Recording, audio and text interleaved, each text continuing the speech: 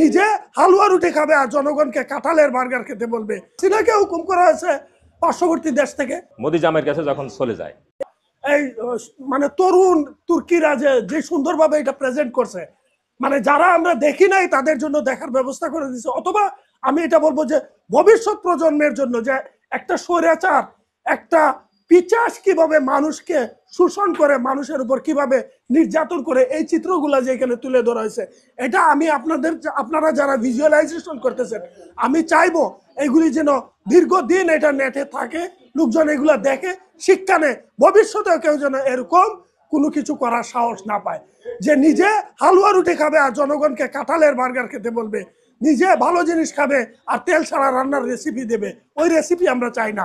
আমরা আমাদের চাহিদা মতো, যেটা আমাদের সামর্থ্য, সবার সামর্থ্য সমান না, ঠিক আছে, তারপরে যার যার সামর্থ্য অনুযায়ী আমরা ভালো থাকতে চাই। তবে রাষ্ট্রের দায়িত্ব আছে, রাষ্ট্রের যে দায়িত্বশীল সে যদি এরকম কথা বলে মানুষকে বিভ্রান্ত করে, ওই ধরনের মানে অবিবেচক রাষ্ট্র নায়ক আমরা চাই না। এরা তো আসলে কিছুই না। আমি তো মনে করি যে বাংলাদেশে গত 15 বছর যারা দেশ এর ক্ষমতার চেয়ারে ছিল, এরা যারা মানে হাসিনা বাদে যারা ছিল, তারা সবাই ছিল হাসিনার তাবেদার। তাদেরকে যা হুকুম করছে হাসিনা তাই করছে। আর হাসিনাকে হুকুম করা হয়েছে পার্শ্ববর্তী দেশ থেকে, অন্য একটা দেশ থেকে, সে সেই হুকুমগুলোকে পালন করছে। আসলে আনিসুল হক বা এরা যদি এরকম শেল্টার না পাইতো, তাহলে এরা এত রকম পিছাস হওয়ার সুযোগ পাইতো না। ওনার জামাইয়ের বাড়ি, শ্বশুর বাড়ি যায়, ওনার মোদি জামাইয়ের কাছে যখন চলে যায়, এটা হলো যাওয়ার দৃশ্য। বিমানের পাখা ধরে, বিমানের হাত ধরে চলে যাচ্ছে ওনার শ্বশুর বাড়ি। এটা এই দৃশ্যগুলো অরিজিনাল এক্সিলেন্ট। আসলে ছাত্র শিবির যে পারে, এটা খুবই মানে একটা ইয়ার মতো, দেখার মতো। শিবির ছাড়া এগুলো কেউ করতে পারে না, একমাত্র ছাত্র শিবিরই এটা করতে পারে। এই জন্য ছাত্র শিবিরকে অনেক ধন্যবাদ।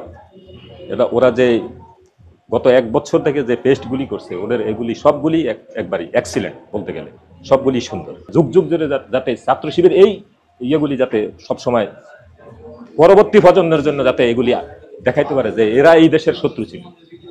সুতরাং এখন মানুষের বোঝা উচিত এই দেশের যে কারা দেশপ্রেম আর কারা হলো ভারতের দালাল।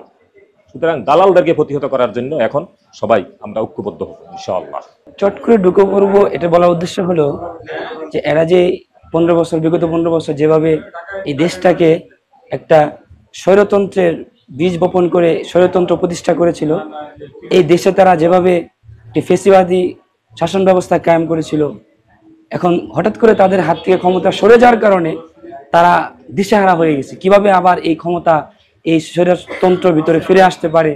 তারা যেভাবে এই 16 বছর মানুষের উপর অত্যাচার করেছিল, মানুষকে নির্যাতন করেছিল, এই যে 16 বছরে মানুষের নির্যাতন, মানুষ যে এখন সুখে আছে, এটা তারা ভালোভাবে দেখছে না, এটা তারা ভালোভাবে নিতে পারছে না। যেটা সে নিজে বহন করতো না, যেটা সে নিজে ভোগ করতো না, সেটা মানুষের উপর চাপিয়ে দেওয়ার একটা যে মনোভাব তার ভিতরে ছিল। আসলে এই জয়, সে তো মানে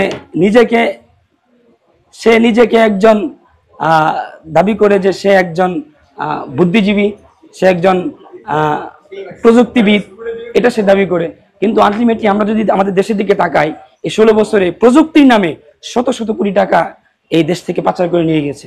এটা কিন্তু আমাদের সাধারণ মানুষদের নাগালের বাইরে। আমরা কিন্তু সাধারণ মানুষ যারা আছে, আমরা এগুলো সম্পর্কে অতটা জানতাম না। আস্তে আস্তে এখন সবকিছু বেরিয়ে আসছে। শত শত হাজার হাজার কোটি টাকা এই প্রযুক্তির সবক দিয়ে আমাদের দেশ থেকে পাচার করে নিয়ে গেছে।